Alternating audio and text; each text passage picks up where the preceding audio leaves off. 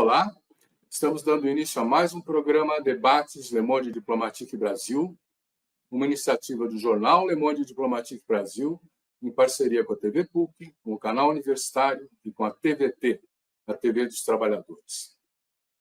Hoje nós vamos tratar de um tema que tem sido cada vez mais abordado, tem sido importante, envolve discussões como, por exemplo, a questão das cotas, né? E é a favela e a periferia nas universidades. Um processo importante que está integrando uma parte da nossa população que tradicionalmente tem sido excluída dessas oportunidades de ensino. Para tratar desse tema, nós convidamos duas pessoas que são especialistas na área que eu vou apresentar para vocês agora. Quero apresentar a Thaisa Falcão. A Thaisa é historiadora, é doutora em História Social pela Universidade Federal do Rio de Janeiro, professora de História da Rede Estadual de Educação do Rio, pesquisadora da Cooperação Social da Presidência da Fiocruz, membro da coordenação técnica do projeto Tecendo Diálogos e Produzindo Conhecimento, Juventude, Favela e Promoção da Saúde, é militante do VIF, Vila Isabel Vestibulares, e do Fórum de Pré-Vestibulares Populares do Rio de Janeiro. Thaisa, muito obrigado por estar com a gente. É uma alegria poder contar com você aqui nesse papo. Obrigada. Quero apresentar também para vocês a Adriana Castro. A Adriana Castro é doutora em saúde coletiva, atualmente é coordenadora de promoção da saúde na Fiocruz, professora permanente do programa de mestrado profissional em saúde da criança e da mulher, da Fiocruz, professora de pós-graduação em saúde pública, mestrado profissional e pós-graduação stricto sensu em saúde da criança e da mulher, também da Fiocruz. Adriana, também muito obrigado por estar com a gente. É uma alegria poder contar com vocês, as duas da Fiocruz, para poder fazer essa conversa que interessa a todo mundo. Afinal, a nossa juventude, que mora na favela, que mora na periferia, está conseguindo chegar na universidade? Que implicações isso tem? Thaisa, por favor, você quer começar? Posso começar? Boa tarde, Adriana. Boa tarde, Silvia. Boa tarde, bom dia, boa noite para todo mundo que estiver assistindo esse programa. Quero agradecer o convite e começar dizendo que, sim, concretamente, nós que somos de favelas e periferias, tanto da cidade do Rio de Janeiro quanto do estado, e podemos até espalhar para o país inteiro, considerando as pessoas que residem em territórios quilombolas, indígenas, povos do campo, povos da floresta, povos das águas, têm conseguido, sobretudo nos últimos 20 anos, a partir de um processo de ampliação do acesso às universidades, ao ensino superior, ingressar nas universidades. A gente tem esse processo iniciando na UERJ, que é a Universidade do Estado do Rio de Janeiro, e na UNB, que é a Universidade de Brasília, e essas duas universidades acabam se tornando pioneiras nesse processo. Para nós que somos do Rio de Janeiro, nós sabemos muito bem o papel, o peso que a UERJ tem na nossa vida, né? Porque antes mesmo da política de cotas, né, de ampliação do acesso ao ensino superior, a partir de uma reserva de vagas para estudantes egressos da rede pública, negros, negras, negres, indígenas, a gente tem a UERJ, aqui no estado do Rio de Janeiro, já tomando essa decisão unilateralmente de garantir essa ampliação do acesso à Universidade do Estado. Isso mudou a realidade de muitas pessoas, de muitas famílias, esse processo de verticalização do ensino, que a gente precisa cada vez ampliar mais, democratizar mais, inclusive, o acesso. Daqui a pouco a gente pode falar especificamente do acesso em si, mas concretamente, respondendo a sua pergunta, sim, houve uma ampliação. A partir de 2012, então, por força de lei, as universidades federais entram nesse sistema, que é exatamente a institucionalização de uma lei que prioriza uma divisão das vagas nas universidades, considerando estudantes que são pessoas egressas da rede pública, e são pessoas negras, são pessoas indígenas, porque isso faz toda a diferença. No ano passado, nós completamos 10 anos da Lei de cotas. Estou falando do nível federal, porque, como eu disse anteriormente, esse cenário para a UERJ e para a ANB já estava institucionalizado antes de 2012, muito antes de 2012. As primeiras turmas entram, se não me engano, no ano de 2004, na UERJ e na UNB, mas a nível nacional a gente fala disso a partir do ano de 2012, e aí é quando a lei é publicada e as universidades vão aderindo, né? Essa reserva de 50% das vagas para esse público. Isso fez com que, no ano passado, a gente tivesse um estudo pensado dentro da UFRJ pelo Laboratório de Estudos e Pesquisas em Educação Superior, da UFRJ, tentando observar o cenário, né, desses 10 anos de cotas, e percebeu-se que a gente teve, sim, um aumento de 2013 a 2019 de cerca de 205% a mais de pessoas faveladas, periféricas, enfim, de pessoas que estão dentro do público de abrangência das cotas ingressando nas universidades federais. Isso para a gente é significativo, né? Porque nós estamos vindo de um movimento em que, falando de pré-vestibulares populares, que estão desde a década de 80, desde a década de 70, alguns, pautando a defesa do acesso ao ensino superior como um direito, e um direito que precisa ser cada vez mais ampliado. Então, quando a gente tem a política de cotas, isso de fato facilita, né? Porque faz com que a gente tenha um acesso um pouco mais democratizado, mas de fato democratizado vai ser quando a gente não tiver o vestibular, mas aí é outra conversa. Então, sim, Silvio, houve um aumento. Ainda é insuficiente, se a gente for avaliar pelo tamanho da nossa juventude favelada, periférica, e aí quando eu estou falando de periferias, eu estou incluindo todas as periferias, considerando povos do campo, povos da floresta, povos das águas. Então, ainda precisamos avançar, mas é indiscutível que a gente teve uma mudança nas universidades. A cara das universidades se transformou e a pesquisa e produção de conhecimento também. Mas, só um instantinho, Adriana, que eu vou perguntar para você logo em seguida. Eu vi um número de 56% das universidades públicas com as pessoas que vêm do ensino público na faixa das cotas. Está correto esse número? Não consigo te dar essa resposta nesse exato momento. Posso verificar e aí a gente aprofunda depois, mas eu acho que esse número de 56% das universidades, eu acho que é pouco, eu acho que houve uma inserção muito maior das universidades que aderiram à lei de cotas. O número exato eu não sei te dizer, por isso que eu acho que merece a gente dar uma conferida nesse número de 56. Eu acredito que tenha sido um número maior, considerando que a lei é de 2012, né? Então as universidades tiveram aí 10 anos para irem se adaptando e aderindo ao processo. Talvez esse número seja referente aos primeiros anos, né, Silvia? Então acho que merece a gente dar uma observada melhor aí nesse dado. Adriana, mas mesmo, deixa eu só fazer um comentário em cima disso. Pode falar. Mesmo que a gente considere 56%, que eu também concordo com o Thaisa, que eu acho que é um número abaixo do que a gente já deve ter de adesão à política de ação afirmativa, é importante a gente lembrar que, segundo a PNAD do IBGE de 2021, você tinha 42% dos jovens que formavam no ensino médio não iam para a universidade, ou seja, somente 20% dos jovens estariam na universidade. Se 20% de toda a juventude brasileira estava na universidade, é pouco, considerando toda a nossa juventude, né? Considerando a nossa pirâmide etária, que ainda é jovem, né? Embora caminhe para o envelhecimento bem mais rapidamente do que o previsto.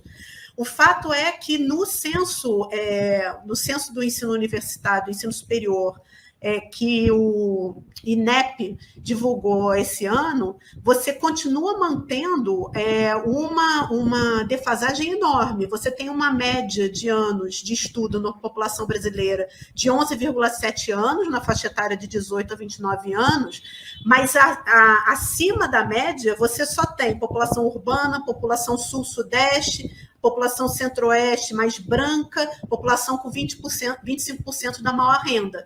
Então, essa periferia, como diz a Thaisa, ela tem que incluir os homens, principalmente pessoas pretas e pardas, o Nordeste, a região rural, ou seja, a gente tem na região rural, por exemplo, você tem 10 anos, 3 de estudo, o que significa que essas pessoas chegam no máximo ao nível médio e que depois elas não conseguem mais avançar para a universidade. Por isso a importância das políticas de democratização regional das universidades, né?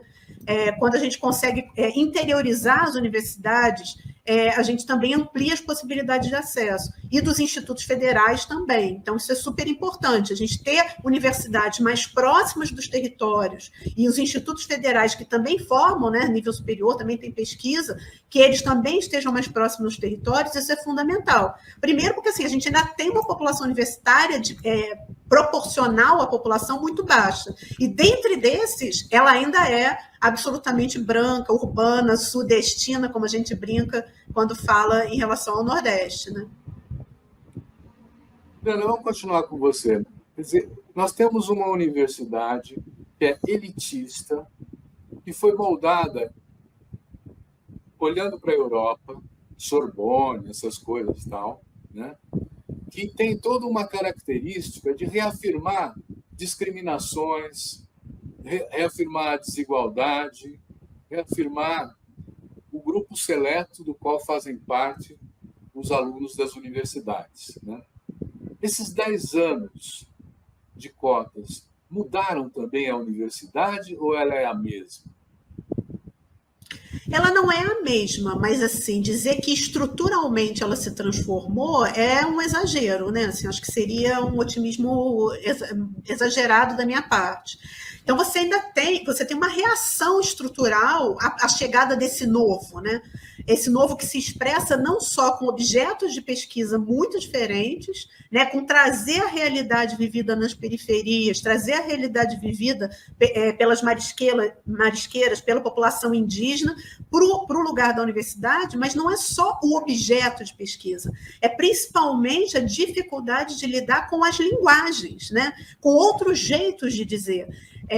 Outros jeitos como diria Lélia Gonzalez, o português, né? O português que a gente fala no cotidiano, um português brasileiro e de periferia. Então, toda essa lógica de enquadre, que busca, assim, a gente recebe vocês, mas a gente quer que vocês se transformem em um de nós, ela é profundamente violenta, né? Então, não à toa, a gente tem um sofrimento psíquico bastante alto entre os jovens universitários e os jovens que vão para a pós-graduação, seja em mestrado, seja em doutorado, seja no mestrado profissional, enfim, mas que seguem com seus estudos. Esse sofrimento psíquico que tem acontecido com muita questão de saúde mental, chegando inclusive no limite de não só evasão, não só abandono, mas até violência auto-infligida, né, suicídio, como a gente chama, que é esse estranhamento, né? Um estranhamento que é um estranhamento de que, olha, vocês me chamaram para estar aqui, eu consegui estar aqui, agora vocês querem que eu abra mão de quem eu sou. Isso é muito grave. Então, nesse sentido, eu acho que a universidade mudou, eu acho que ela é bem mais permeável, acho que a gente tem hoje uma produção acadêmica que inclui literatura indígena, pesquisadores indígenas, pesquisadoras negras, principalmente as mulheres negras, esse reconhecimento de pessoas que já estavam na nossa história e estavam invisibilizadas, né, em todos os campos, do Luiz Gama no direito, a você pensar Lélia Gonzalez, pensar Beatriz Nascimento, pensar Milton Santos, né, dar cor novamente a Machado de Assis, que tinha sido profundamente embranquecido.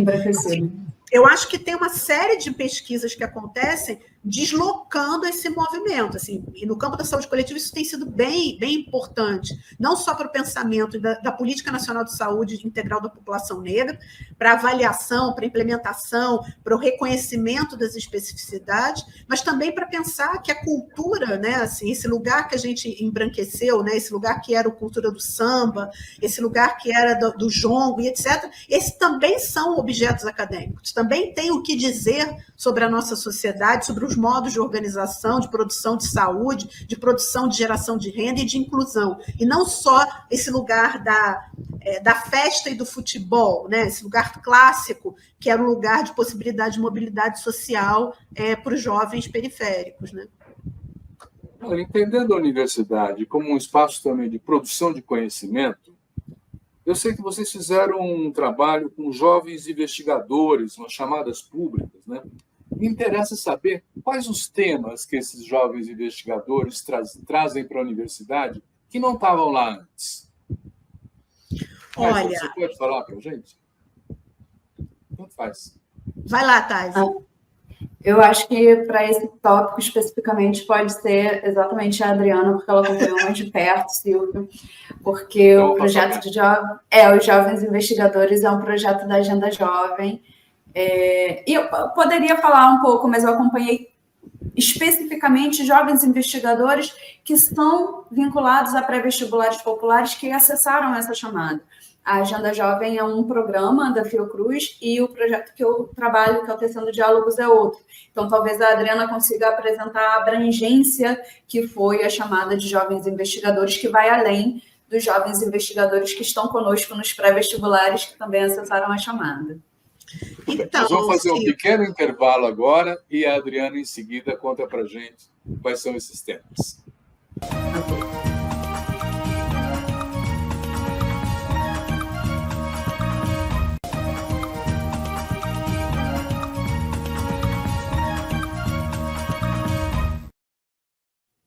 Adriana, nós temos, então, novos temas trazidos para a pesquisa, para a investigação, a partir desses jovens que vêm da periferia, que vêm das favelas?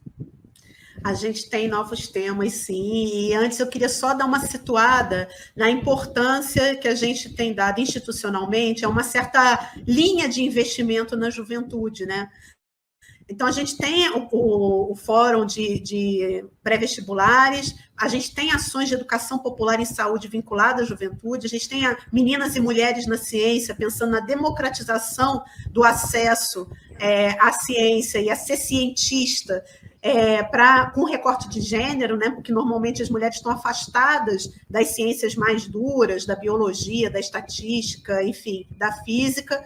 E a gente tem esse projeto, que é uma parte do projeto da Agenda Jovem, que chama Jovens Investigadores, onde a gente fez 2 chamadas públicas para receber jovens que tivessem na graduação, tivessem acabado de se graduar ou tivessem cursos de pós-graduação e que tivessem interesse em receber uma mentoria de 10 meses, um apoio de 10 meses para pensar como é que a gente pesquisa, como é que a gente cria objeto, como é que a gente produz texto, como é que a gente produz outros materiais que sejam de divulgação científica e popularização da ciência. E aí é importantíssimo que a gente trazer que esses jovens estão preocupados com agroecologia, esses jovens estão preocupados com as questões de gênero, com as questões de transfobia, de LGBTfobia, esses jovens estão preocupados com as questões de intolerância religiosa. Então, a gente teve jovens que trouxeram as questões de população de terreiro, por exemplo. Esses jovens estão preocupados em levar para suas comunidades e discutir com as suas comunidades a interculturalidade. Então, como é que a gente pensa saúde, vacina em territórios indígenas, em territórios rurais. Esse jovem está preocupado com geração de renda, ele está preocupado com o futuro, ele está preocupado também com as doenças. Então, a gente teve jovens que pesquisaram tuberculose, mas aí pensando o que a tuberculose afeta no cotidiano, envolve as pessoas. Então, tem uma série de assuntos que vão trazendo, fazendo aquilo que o Milton Santos dizia para a gente, que era aonde os pés têm que pisar, né? E aonde Paulo Freire também dizia isso, onde os pés estão pisando, qual é o território, de onde eu venho. E essa preocupação, eu acho que tem uma questão bem importante, que é essa vinculação com os territórios de origem, né? Assim, o jovem não vem para o pré-vestibular, ele não vai para a universidade e não chega e não traz um tema de pesquisa novo para ele se apartar da sua origem, para ele embranquecer ou para ele ser enquadrado ou se compor. Essa é a minoria dos jovens. A maior parte dos jovens engajados nos processos, eles estão preocupados em pesquisar para responder questões de urgência, né? E aí, assim, se eu for pensar aqui especificamente dos jovens do Rio de Janeiro, a questão da violência é uma questão importantíssima, a questão da saúde mental em cenários de conflito armado é importantíssima. Então, porque como é que eu vou devolver, como é que eu vou me engajar numa luta política. Assim. E tem sido muito interessante, porque vários desses jovens voltam para coletivos organizados de juventude para trabalhar melhorias no território, nos territórios onde moram, ou se engajam em movimentos de incidência política e articulação dentro das próprias universidades para transformar as universidades. Né? Então, isso tem sido uma resposta muito potente. Assim. Mais ou menos os pré-vestibulares, você acompanha isso, né? Você dá aula em pré-vestibular também? Esses temas são levados, trazidos pelos alunos no pré-vestibular também? Como é que você vê esse processo inicial, vamos dizer assim, de articulação dentro dos pré-vestibulares para depois ir para a universidade? Excelente pergunta, Silvio, te agradeço. Só antes, quero fazer só um acréscimo ao que a Adriana disse, porque no projeto que a gente toca, que é o Tecendo Diálogos, a gente também tem, dentro dele, dentro da sua estrutura, campos de pesquisa, né, como foi o processo de mapeamento dos pré-vestibulares populares do Rio de Janeiro, que tinha exatamente esse objetivo de tentar entender quem somos nós, né, que movimento social é esse tão diverso, que se chama pré-vestibulares populares, comunitários e sociais, onde nós estamos, como nós nos organizamos, que redes de apoio nós temos, se temos ou se não temos. Então, esse é um tipo de pesquisa que interessa muito, exatamente pensando uma possibilidade da gente tentar incidir em algum momento em políticas públicas que tenham como foco a participação social, porque é o que a gente faz, né? A gente, dentro dos territórios, a gente tem um processo de engajamento juvenil muito grande e que começa, falando dos pré-vestibulares populares, ainda enquanto estudante, né? Então, por isso que essa sua pergunta é tão interessante, porque logo ela dialoga com um dos campos de pesquisa que a gente tem. Daqui a pouco eu posso falar dos outros projetos de pesquisa que a gente tem dentro do Tecendo Diálogos, mas essa questão do mapeamento, ela traz para a gente esse cenário em que, por exemplo, nós percebemos que um número muito expressivo de pré-vestibulares que responderam ao mapeamento tem ex-estudantes. E isso é um dado muito interessante porque demonstra um processo que ele vai além de ser estritamente pedagógico, ou seja, da gente só estar ali contribuindo num processo quase que de instrumentalização para acessar a universidade via vestibular. Não. Um pré-vestibular que se pretende popular, tem suas bases comunitárias, com muita frequência ele se estrutura, se organiza a partir de um processo também de formação política. E essa formação política não se dá única e exclusivamente para os professores, também. Até porque, para que a gente não corra o risco de ter uma pessoa que vai chegar num pré-vestibular muito mais com a lógica da caridade na cabeça e não de transformação social, a gente costuma fazer formação política, a gente faz os debates, a gente incentiva que esses professores, mas também os estudantes, participem de atividades de formação de outros pré-vestibulares ou de outros espaços, através do Fórum de Pré-Vestibulares Populares, a gente organiza o Seminário de Educação Popular. Esse é um espaço privilegiado para se garantir formação, e formação em diversos temas que a Adriana já trouxe. Nos interessa discutir direitos humanos, nos interessa demais discutir a violência urbana, nos interessa demais discutir carestia de vida, né? Falar de bem viver é falar sobretudo do quanto que a nossa vida ela é cortada por diversos determinantes que estão vinculados à lógica do capitalismo, que faz com que a nossa vida ela se torne cada vez mais vulnerabilizada, cada vez mais temerária, né? E aí, quando a gente recebe os estudantes nos nossos prés, com muita frequência, eles chegam imbuídos, sejam os adolescentes ou os que já são adultos, né? Sejam jovens adultos ou adultos. Essa é uma característica muito importante dos pré-vestibulares populares e comunitários, né?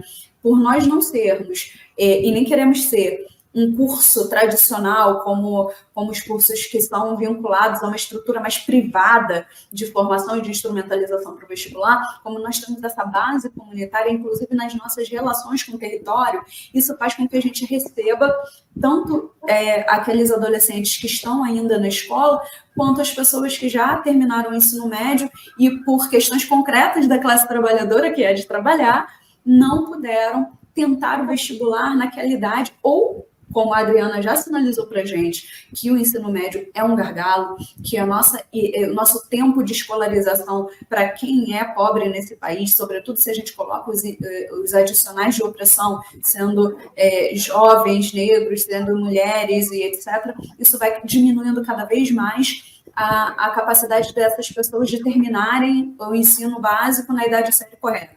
Então, a gente vai ver um processo de abandono, que não é um abandono, né? Na verdade, é uma evasão forçada que essa população acaba sofrendo, e aí a gente recebe muitas pessoas adultas, ok?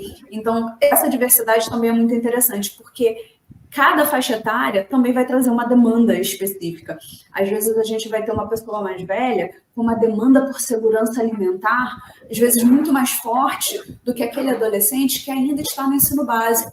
Se a gente levar em consideração, por exemplo, que a escola pública ela fornece alimentação, sem entrar no mérito do quanto a alimentação poderia ser cada vez mais encorpada, mas ainda assim é uma alimentação que ela já garante minimamente um acesso a nutrientes para os jovens e para os adolescentes, que talvez uma pessoa que tenha filhos para cuidar, que já seja mais velha, que está tentando pré-vestibular, inclusive vislumbrando na universidade um processo de transformação da sua realidade social, ela vai chegar ali com essa pauta. Ela vai chegar dizendo, gente, a fome importa.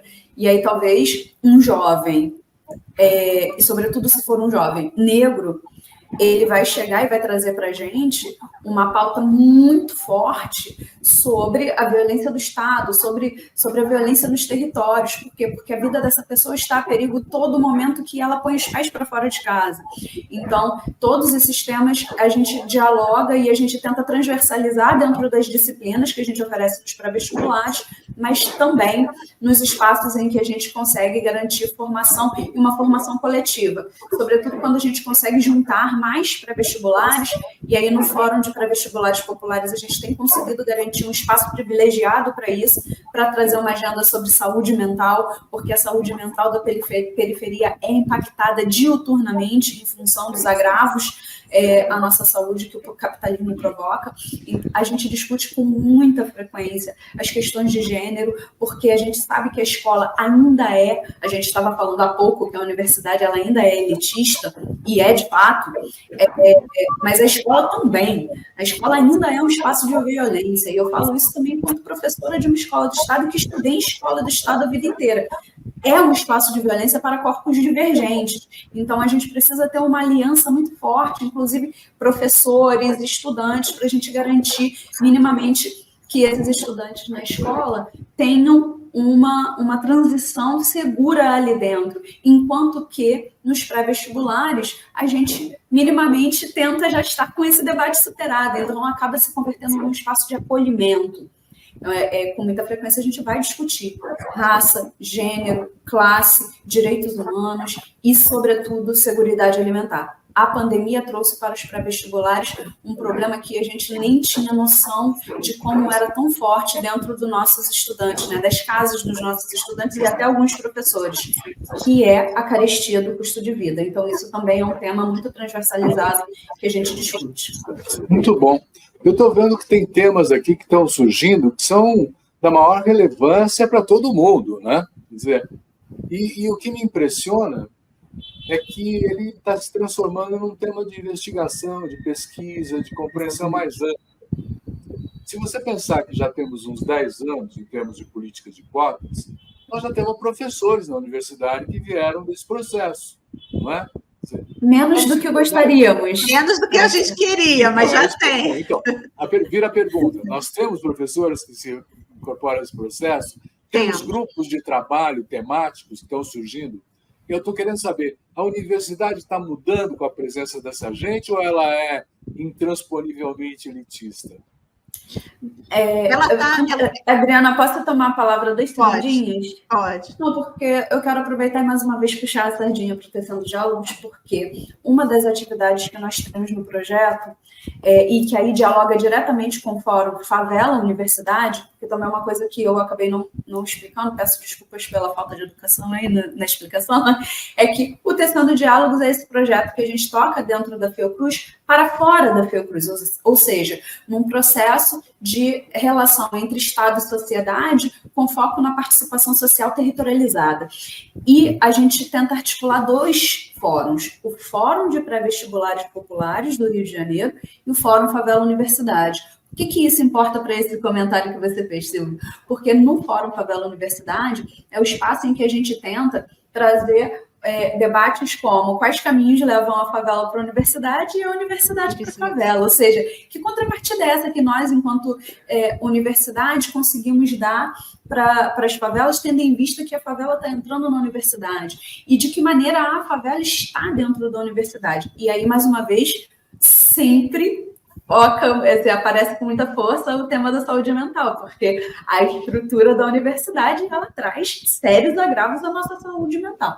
Mas uma coisa interessante que a gente organiza dentro do projeto, junto ao Fórum Favela Universidade, e também com muita participação de militantes do Fórum de Pré-Vestibulares, é a jornada científica Favelades Universitários. Por quê? Porque mesmo depois de 10 anos de lei de cotas, mesmo 10 de ações afirmativas, né? Mesmo 10 anos, 20 anos depois da gente ter ações afirmativas na UERJ, por exemplo, nós ainda temos de nos degladiar dentro da estrutura fordista mesmo de produção que a gente tem dentro da graduação, da pós e, sobretudo, no campo de pós-graduação. Então, enquanto a gente não superar também esse modelo de produção única e exclusivamente orientada a partir do currículo Lattes, a partir de publicações que estão também verticalizadas, a partir de presença de professores doutores ou pós-doutores e etc., isso vai fazer com que muitos dos nossos jovens que ingressam na universidade passem muito tempo sem conseguir garantir uma publicação, sem conseguir acessar espaços seguros até para aquilo que a Adriana citou há pouco,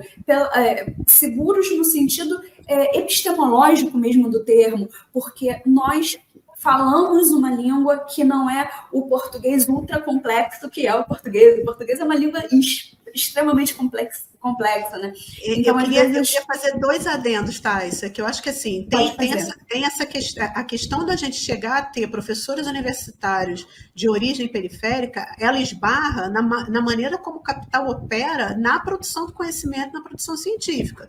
Por quê? Porque você vê, você chegou na universidade, mas para você ter uma bolsa, você vai ter que fazer uma prova de inglês, você vai ter que fazer uma prova de francês, você vai ter que falar outra língua. Então, assim, não é só não falar o português do jeito que o padre acadêmico quer. Você vai ter que falar outra língua. E aí, se a gente for pensar agora no modelo de ter publicações, de alcançar isso, ou seja, ter pontos para você concorrer ao cargo de professor universitário público, hoje em dia você paga para publicar artigos. Então, isso significa uma série de barreiras absolutamente quase intransponíveis, porque a gente está falando de pessoas que vão muitas vezes se formar na universidade, primeiro, que se elas conseguem se manter na universidade, porque a universidade tem uma política afirmativa que garante bolsa, que garante permanência, ótimo. Mas ela vai se formar na universidade para uma família, para um território que vai dizer assim, e agora? Como é que você vai sobreviver? No que você vai trabalhar?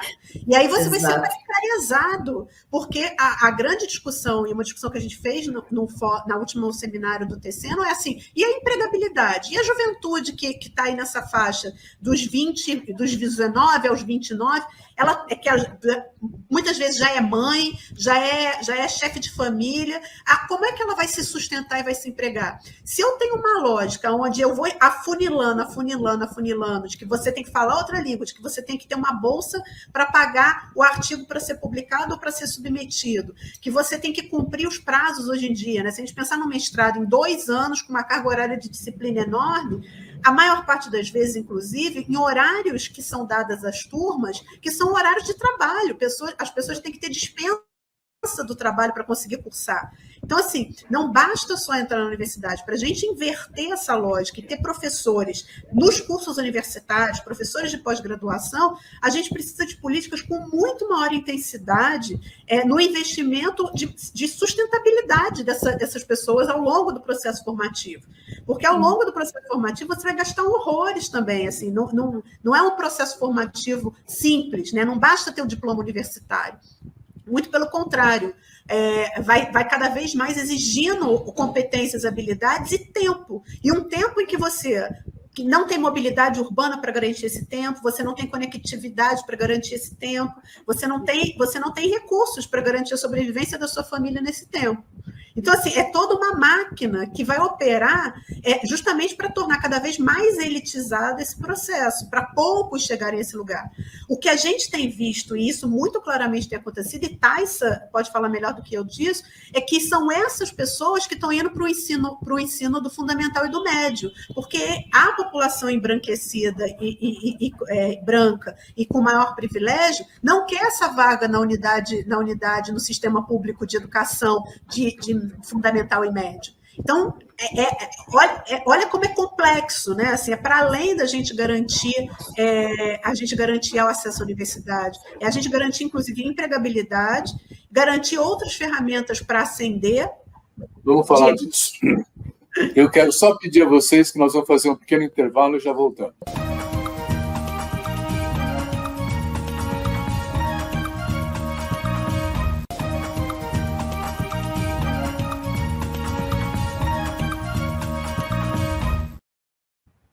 Tudo bem, vocês chegaram num ponto que eu ia tocar mesmo, quer dizer, uma formação para empregabilidade, uma formação para plena cidadania, uma formação para a plenitude na presença da sociedade, né? Isso tudo é um objetivo inalcançável ou vocês acham que esse processo está caminhando? Thaisa. Então, são respostas diferentes, né? Não é um objetivo inalcançável. É perfeitamente alcançável, inclusive. Agora, nós não estamos nos encaminhando para isso. Ao contrário, a gente está experimentando uma crise, sobretudo uma crise moral, que a gente vem experimentando pelo menos desde o golpe contra a Dilma e que vem se avolumando, se agravando, e isso se converte diretamente em ataques às estruturas educacionais e de ciência e tecnologia também, ou seja, de qualquer coisa vinculada à produção do conhecimento, né? Então, a gente está aqui discutindo a importância de que nós tenhamos um processo cada vez mais aprofundado de democratização de acesso e permanência, saudáveis, estruturados, fomentados para a juventude periférica estar na universidade, se formar, se profissionalizar e, na saída da universidade, acessar o trabalho, né? Então, isso fica muito violado e a perigo quando a gente observa a conjuntura em que nós estamos inseridos, né? Se a gente for observar aqui agora, o Ministério de Gestão e Inovação está aí com a tarefa hercúlea de garantir um concurso e com uma perspectiva de democratização do concurso, porque isso também é outro ponto, né?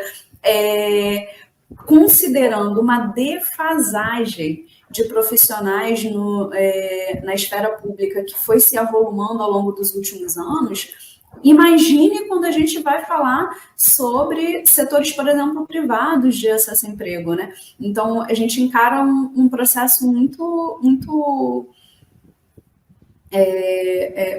delicado, né? Que, mais uma vez falando do projeto, né, a gente no Tecendo discute muito o fato da gente ter como uma orientação, inclusive uma orientação tirada dentro do comitê gestor do projeto, que é gerido pela UFRJ, Fiocruz, movimentos sociais dos territórios de Maré e Manguinhos, mais representações do Fórum de Prés, em que se discute nesse comitê gestor a importância da gente contratar para atuar no projeto pessoas que são egressas de pré-vestibulares populares, são militantes de pré-vestibulares populares, são pessoas que sejam moradores de favelas e periferias, ou tenham reconhecido a atuação nesses territórios, mas a prioridade é sempre para quem é residente, para quem é morador. Por quê?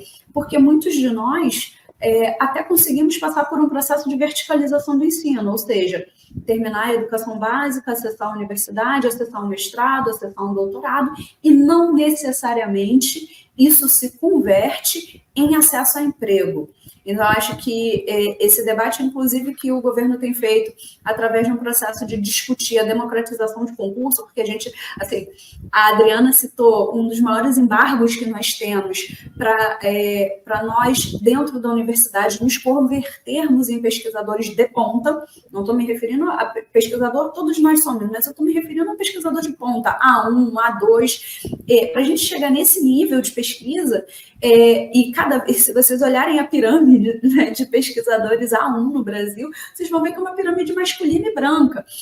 Isso é um processo muito sério, né? Porque, embora a gente reconheça que a universidade pública, tal qual ela existe hoje, ela é insuficiente em relação ao que nós queremos enquanto universidade, cada vez mais democrática, cada vez mais popular, ela, como está, é a condição necessária para que a gente alcance a universidade que a gente deseja, porque senão a gente pode correr o risco de dar retrocessos no nosso processo de ampliação de marcos civilizatórios fundamentais. Então, a gente acessar a universidade é um avanço civilizatório fundamental. Agora, a gente precisa considerar que, se para nós nos convertermos em pesquisadores já é um embargo financeiro muito sério, porque uma bolsa permanência, vamos ao exemplo da UERJ, excelente política de permanência. Você entra na UERJ e você vai receber uma bolsa de 600, 640 reais, você vai ter acesso a um bandejão, você pode ter acesso a uma bolsa complementar para a sua alimentação, para o seu vale-transporte, e isso vai fazendo com que você consiga ter um recurso mínimo, porque isso daí é o mínimo para que a gente possa se profissionalizar enquanto estudante, porque esse precisa ser o debate. Ser estudante é uma profissão, e ela é uma profissão necessária para que a gente potencialize o desenvolvimento de ciência e tecnologia no país. E aí, se você não tem 300, 400 reais para se inscrever num congresso, para que você publique um artigo, se você for fazer qualquer tipo de participação em congressos internacionais, esse deslocamento é caríssimo, e não necessariamente os nossos programas de pós-graduação hoje, em função de todos os processos de desmonte da nossa estrutura de ensino e de ciência e tecnologia do país, vão conseguir garantir um pagamento de diárias e de passagens para os estudantes, e quais estudantes vão também conseguir ter acesso a diárias e passagens nos seus programas de pós para participar de congressos internacionais. Isso vai se converter numa pirâmide cada vez mais afunilada em relação a quem pode se profissionalizar cada vez mais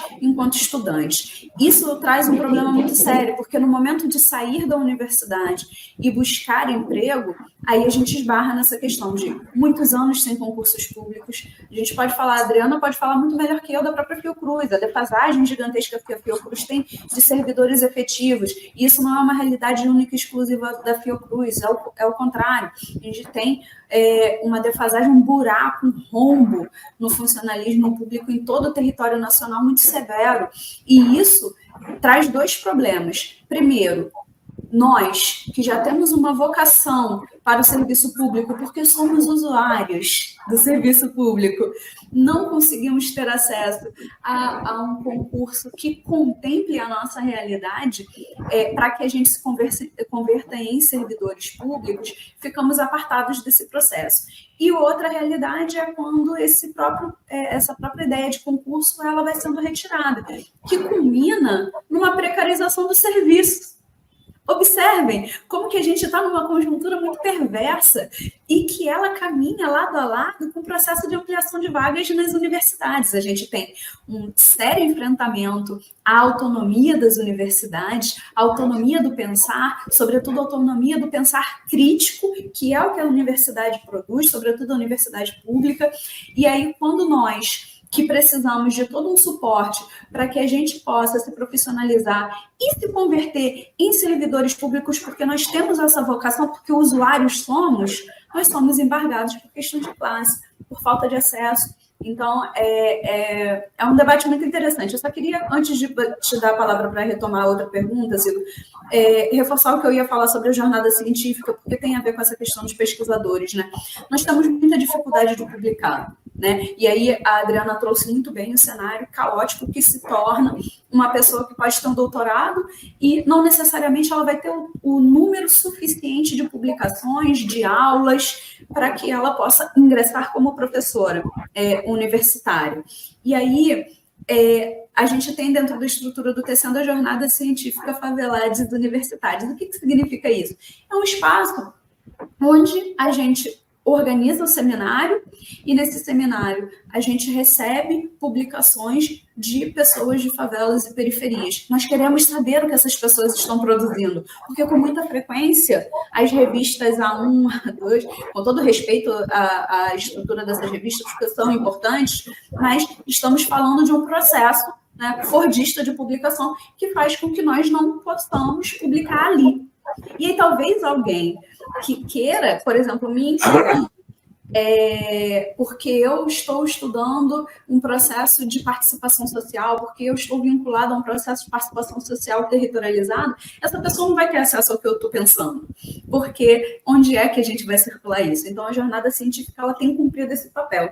Inclusive, em breve, a gente vai lançar um livro, que é um livro em que a gente abriu uma chamada para pesquisadores de favela e periferia enviarem seus artigos, para que a gente tenha um livro em que ninguém pagou nada para publicar, e que a ideia é que também ninguém vai pagar nada para receber. A gente vai circular esse material para ampliar também esse conhecimento.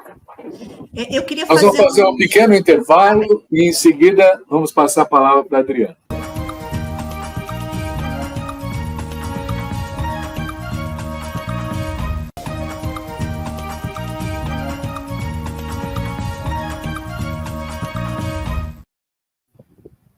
Adriana, posso acrescentar uma questão ao que você já vai falar?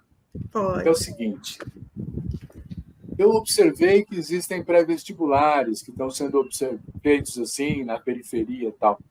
E eu fico pensando se isso já é um resultado da presença, né, de bolsistas nas universidades, daqueles que se beneficiaram das cotas. A pergunta é, muda a periferia, muda a favela com os seus integrantes fazendo parte da universidade, ou fica tudo na mesma?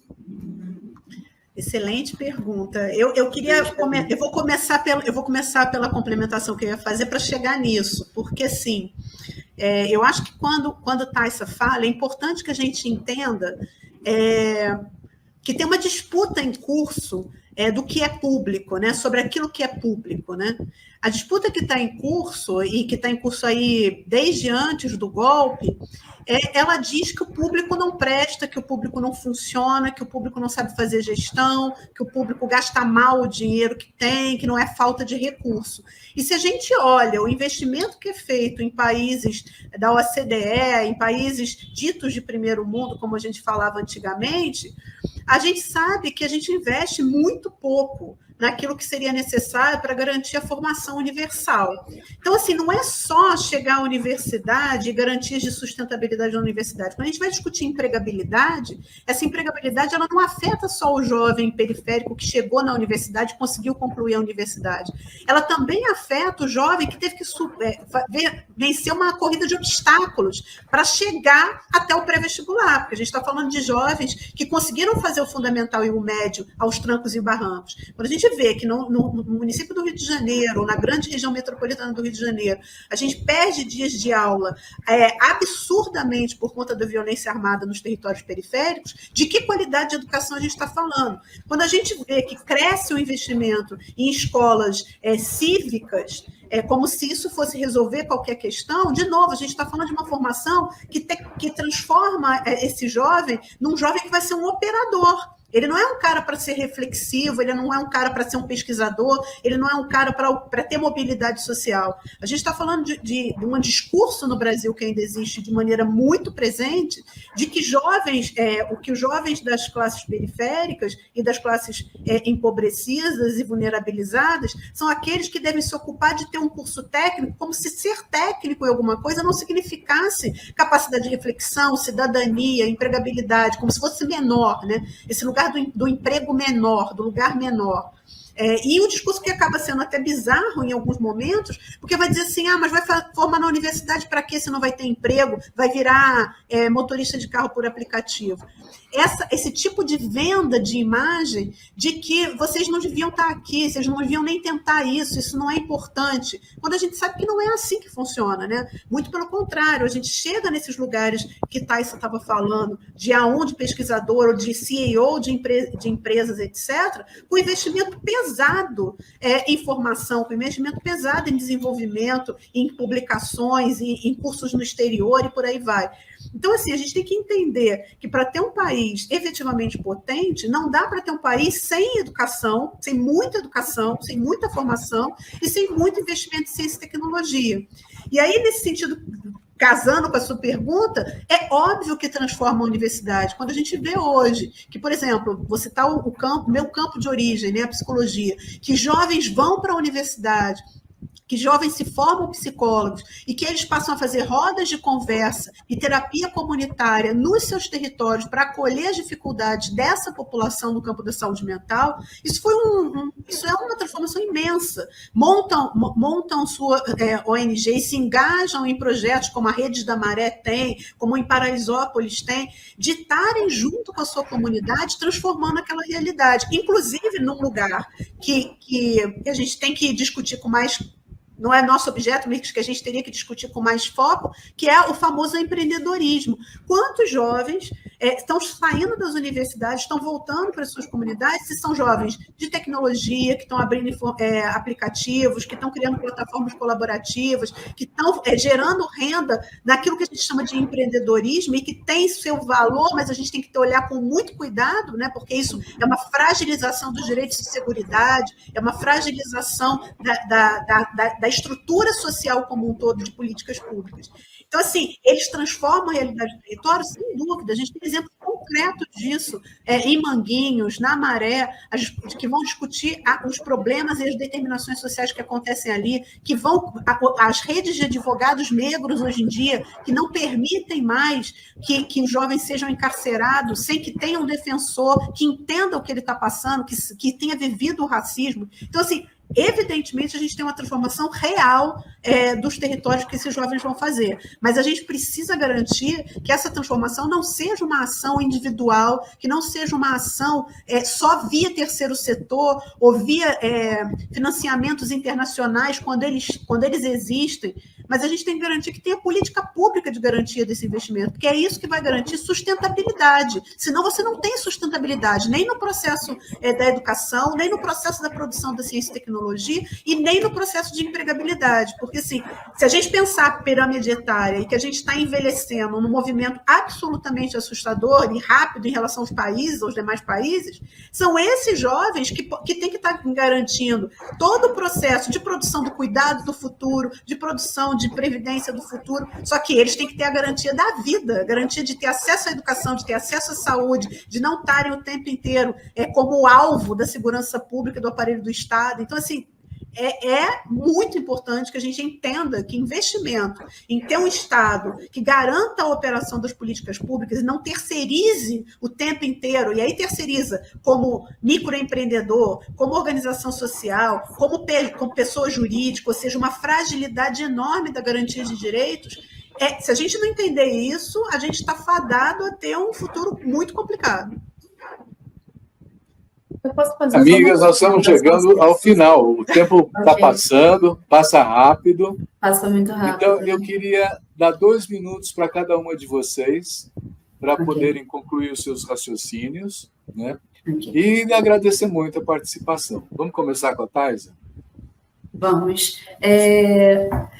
Vou dar uma roubadinha, complementar a fala da Adriana, só para dizer que se hoje nós temos políticas que foram pensadas prioritariamente para a população negra, para a população vulnerabilizada desse país, foi porque houve um movimento encabeçado por pessoas que acessaram a universidade ou os espaços políticos de poder e que são egressas dos territórios de favela, periferia, quilombos, territórios indígenas, que têm conseguido, ao longo dos anos, e embora ainda muito menos do que nós gostaríamos, mas têm conseguido transformar estruturalmente a nossa situação, a nossa realidade.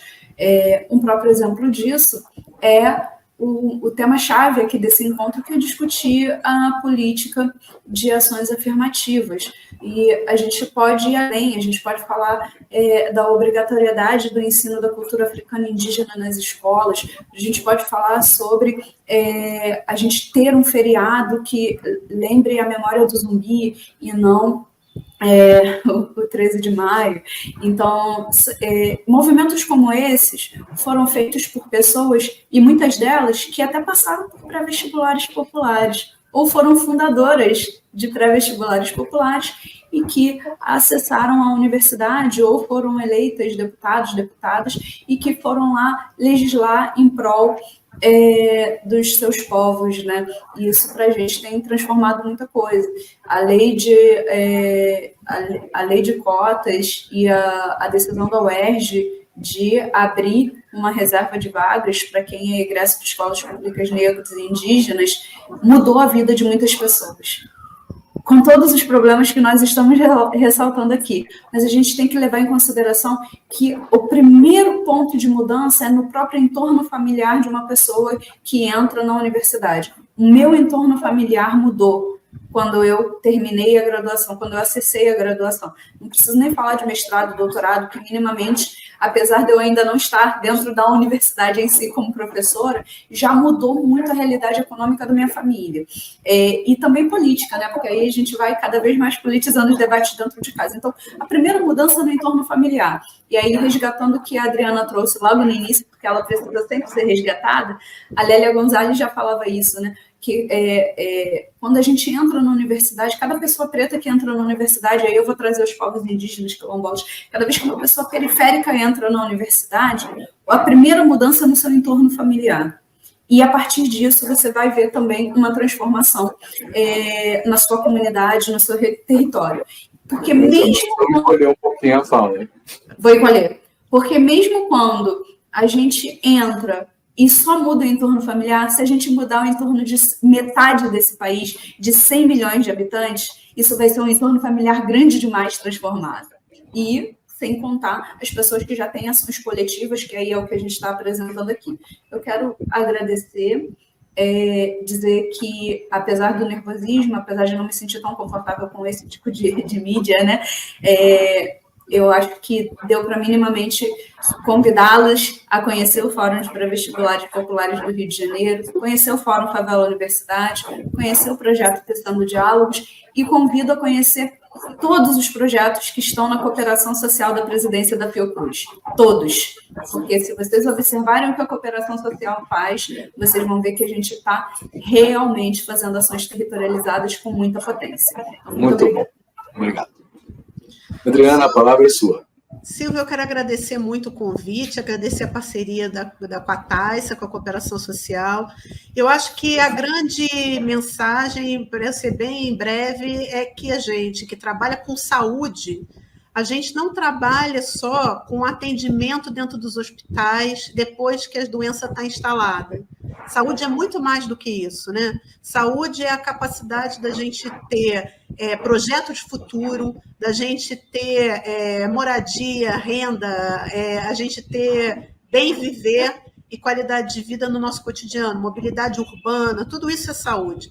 Então, a fala é que, assim, o quanto é importante que a sociedade entenda, e a Fiocruz tem feito esse papel de mobilização da sociedade, que a sociedade entenda de que ter uma sociedade mais cooperativa, menos competitiva, que a gente tecer redes, que a gente articular a transformação do cotidiano, é uma tarefa de todos. Ninguém vai ter saúde se todos não tiverem saúde, porque o futuro é um futuro coletivo e o planeta está aí mostrando com as emergências climáticas que é coletivo. Não vai dar para ser cada um no seu quadrado. Obrigada.